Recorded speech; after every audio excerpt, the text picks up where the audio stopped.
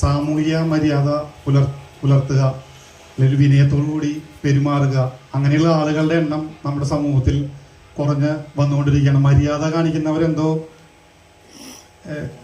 ധൈര്യമില്ലാത്തവരോ കഴിവുകെട്ടവരോ ആയിട്ട് കാണുന്ന രീതിയിലേക്കുള്ളൊരു ശീലം പൊതുവെ ഇപ്പോൾ സമൂഹത്തിൽ വളർന്ന് വന്നുകൊണ്ടിരിക്കുന്നുണ്ട്.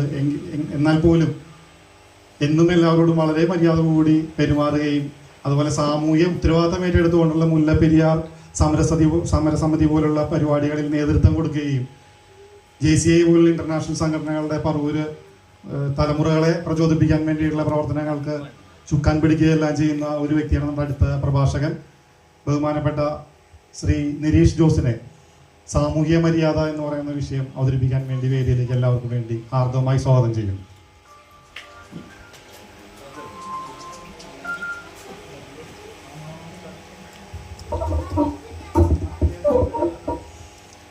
എല്ലാവർക്കും നമസ്കാരം. ഇന്നലെ നമുക്ക് ഒരു മഴയൊക്കെ കിട്ടി, ഇന്നിപ്പോൾ ഒരിത്തിരി ചൂടൊക്കെ കുറവുണ്ട്. അതുകൊണ്ട് ഇപ്പം നമുക്ക് ഭംഗിയായിട്ട് ഇവിടെ ഇരുന്നൊന്ന് കൂടാൻ പറ്റി.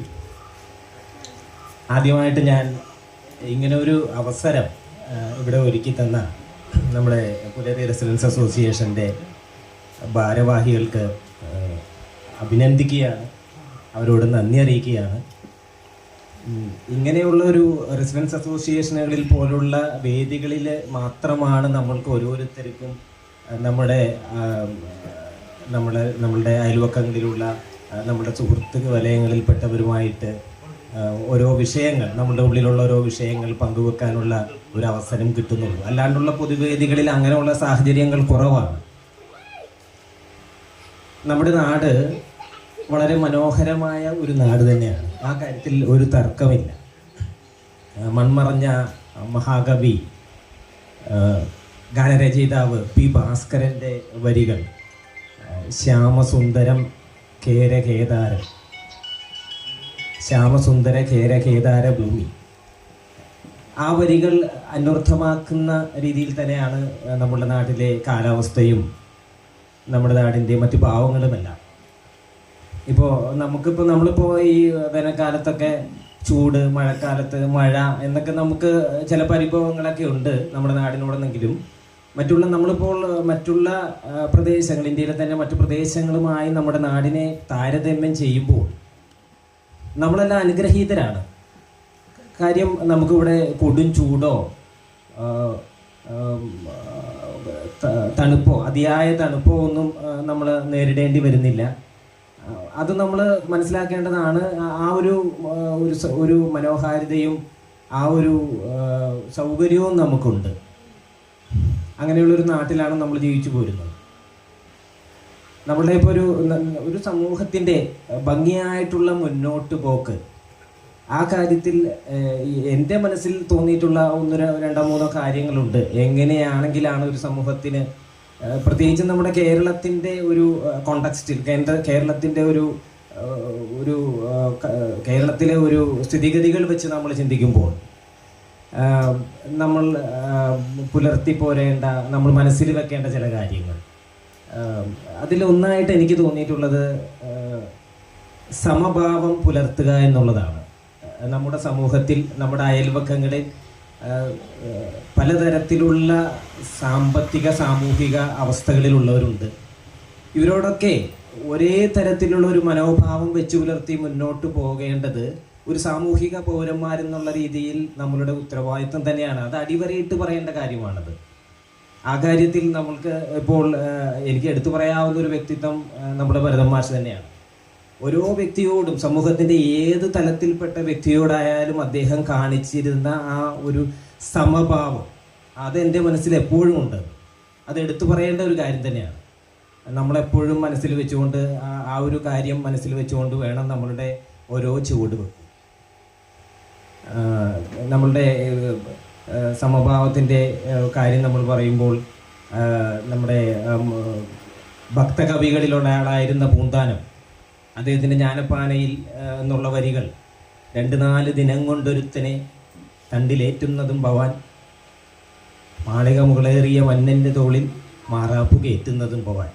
മനുഷ്യൻ്റെ അവസ്ഥ ഇന്ന് ഒരവസ്ഥയാണെങ്കിൽ നാളെ വേറൊരവസ്ഥയിലേക്ക് മാറാം.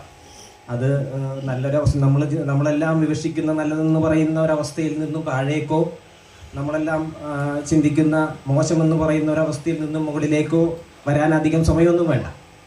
അപ്പോൾ അതുകൊണ്ട് സമഭാവം പുലർത്തേണ്ടത് നമ്മളൊരു കടമയായി മനസ്സിൽ ആവാഹിച്ച് നമ്മൾ അത് നമ്മുടെ പ്രവൃത്തികളിൽ നമ്മൾ പുലർത്തിപ്പോരേണ്ട ഒരു കാര്യം തന്നെയാണ്. അതുപോലെ തന്നെ എനിക്ക് പലപ്പോഴും തോന്നാറുണ്ട്, എൻ്റെ മനസ്സിൽ തോന്നുന്ന ചില കാര്യങ്ങളാണ്, ഒരു സഹാനുഭൂതി മനോഭാവം നമ്മൾ തീർച്ചയായിട്ടും നമ്മൾ വെച്ച് പുലർത്തേണ്ടത് ആവശ്യമാണ്. സഹാനുഭൂതി മനോഭാവം എന്ന് പറയുമ്പോൾ അതിന് ഇംഗ്ലീഷിൽ പദം എമ്പതി, അതായത് മറ്റൊരുത്തൻ്റെ സ്ഥാനത്ത് നിന്നുകൊണ്ട് അവൻ്റെ സ്ഥാനത്ത് നമ്മൾ തന്നെ സങ്കല്പിച്ചുകൊണ്ട് നമ്മൾ അവൻ്റെ ഒരു വീക്ഷണകോണിലൂടെ കാര്യങ്ങൾ കണ്ട് നമ്മൾ മുന്നോട്ട് പോവുക. അപ്പോൾ നമ്മൾ പലരിലും ആരോപിക്കുന്ന പല കുറ്റങ്ങളല്ലാതായി നമുക്ക് അനുഭവപ്പെടാം. ഒരു സഹാനുഭൂതി എന്ന് പറയുന്നത് നമ്മൾ സമൂഹത്തിൻ്റെ ഏത് തട്ടിലും, ഒരു സാമുദായിക മേഖലയിലാണെങ്കിലും നമ്മളുടെ ജോലി സ്ഥലങ്ങളിലാണെങ്കിലും പൊതുസമൂഹത്തിലാണെങ്കിലും നമ്മൾ പുലർത്തേണ്ട ഒരു കാര്യമാണ്. അതൊരു സമൂഹത്തിൻ്റെ മുന്നോട്ടുള്ള ഭംഗിയായ പോക്കിന് അത് ഗുണം ചെയ്യുമെന്നുള്ള കാര്യത്തിൽ യാതൊരു തർക്കവുമില്ല. അതുകൊണ്ട് സഹാനുഭൂതിയും നമ്മളെപ്പോഴും നമ്മൾ മനസ്സിൽ വെക്കേണ്ട ഒരു കാര്യം തന്നെയാണ്.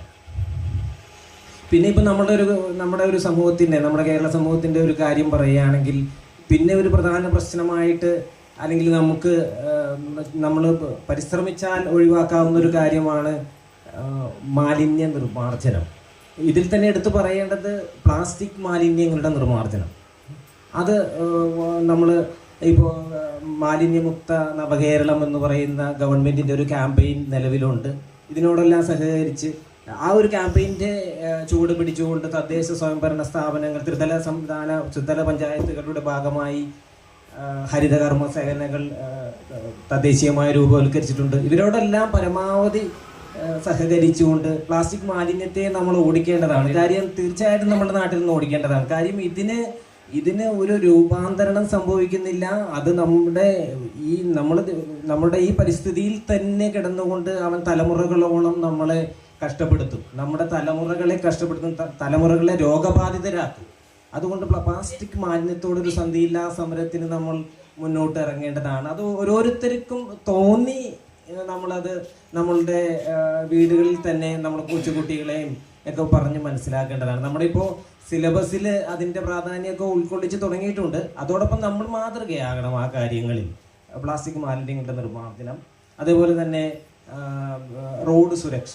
റോഡിൽ ഇറങ്ങിക്കഴിഞ്ഞാൽ ഞാനടക്കം എല്ലാവരും സാമാന്യ മര്യാദകളൊക്കെ പലപ്പോഴും മാറ്റിവെക്കും. നമുക്കതിന് നമ്മുടേതായിട്ടുള്ള ന്യായങ്ങളുണ്ട്. തിരക്ക്, പിന്നെ അവനെന്താണ് തിരക്ക്, ഞാനല്ല അത്യാവശ്യക്കാരൻ, ഞാനല്ല ഉയർന്ന ജോലിക്കാരൻ, ഇങ്ങനെയൊക്കെയുള്ള പല ന്യായങ്ങളും ആ ഓരോ അനുസൃതമായി ഓരോ ന്യായങ്ങൾ മനസ്സിൽ കൊണ്ടുവന്നുകൊണ്ട് നമുക്ക് തോന്നിയ പോലെയൊക്കെ റോഡ് നിയമങ്ങൾ പാലിക്കാതെ, ട്രാഫിക് നിയമങ്ങൾ പാലിക്കാതെ വാഹനം ഉപയോഗിക്കുന്നവരിൽ മാത്രമല്ല നടക്കുന്നവരിലും വാഹനം ഉപയോഗിക്കുന്നവർക്ക് വേണ്ടി മാത്രമാണ് ട്രാഫിക് നിയമങ്ങളെന്ന് നമുക്ക് 100% പറയാൻ പറ്റില്ല.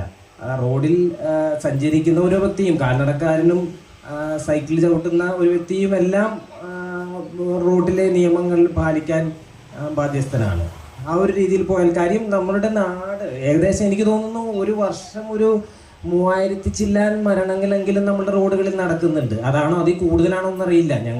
ഞാൻ കുറച്ചാൾ വിദേശത്തൊക്കെ ആയിരുന്നു. അപ്പോൾ ഞങ്ങൾ ഇവിടെ നിന്ന് ഇങ്ങനെ പല കാര്യങ്ങളും ചർച്ച ചെയ്യുമ്പോൾ ഇതൊക്കെ എപ്പോഴും ചർച്ചയിൽ വരുന്ന കാര്യങ്ങളാണ്.